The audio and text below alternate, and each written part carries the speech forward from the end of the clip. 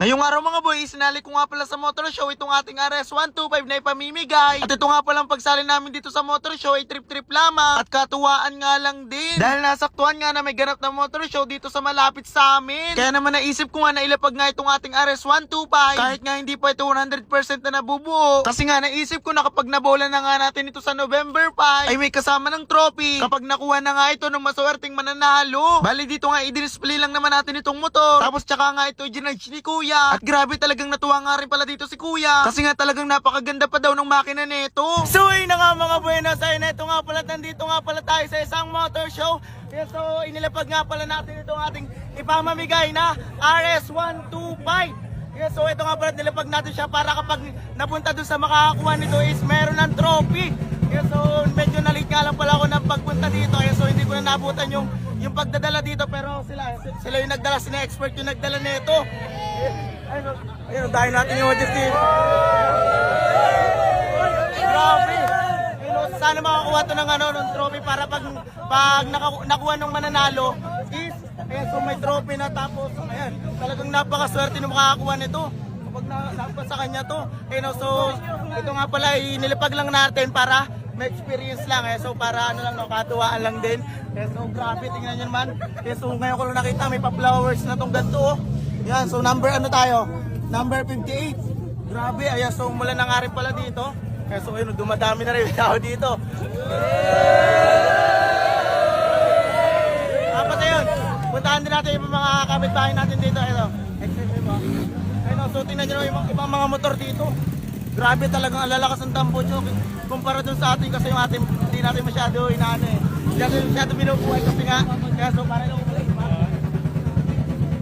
so may makuha kaya to? Ikaw boss, natingin boss, may makuha kaya itong trophy? Oo, meron!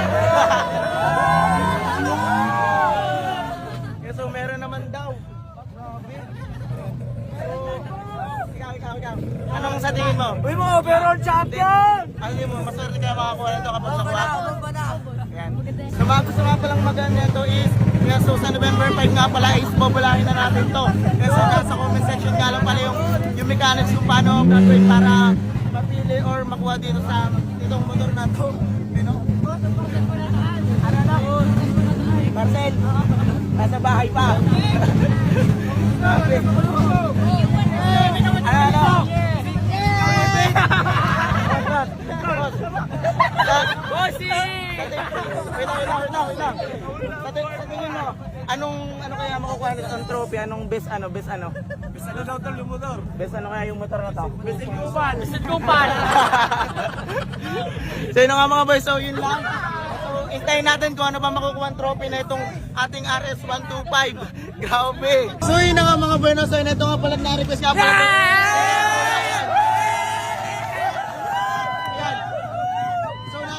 So na-request nga pala dito si Kuya ng isang kapirasong montage daw. So ayan, mamontage natin to. Stay with me.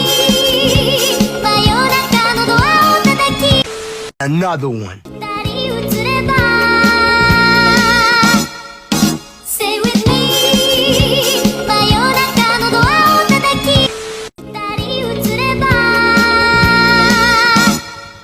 Stay with me.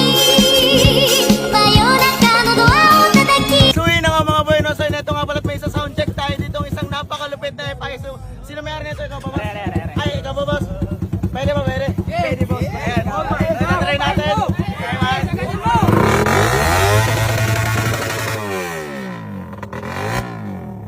So yun nga mga boy, grabe, sobrang lakas ng tambutso mo. Saan mo yung nabili? Shopee lang boss! Grabe lang. Gaya-gaya din sa akin.